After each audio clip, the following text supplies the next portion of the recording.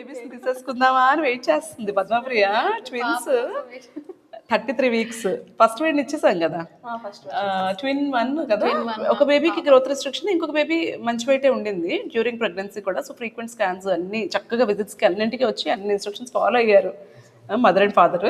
So twin 1 weight ఎంత, birth weight 1.4, 1.8. So మామూలుగా నేను హ్యాండ్ ఓవర్ చేస్తాను కదా, బట్ ఈ బేబీస్ మాత్రం వీళ్ళిద్దరితో హ్యాండ్ ఓవర్ చేస్తున్నాను. బికాస్ దీంట్లో వీళ్ళ రోల్ చాలా ఉంది.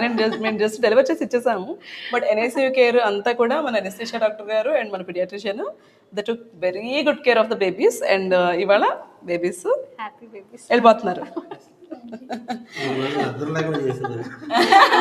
ఒకరోజు నిద్ర లేదు నిజంగానే, పరుగులు పెట్టుకుంటూ వచ్చారు ఇద్దరు. ఈవిడేనా కంగారు పెట్టింది.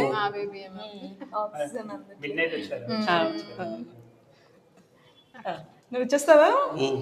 ఇవిడ ఇష్టం ఉండదు పాపల్ని, కానీ ఇచ్చేసి పంపించేయాలి. ఇద్దరు ఒకలాగా ఉన్నారా?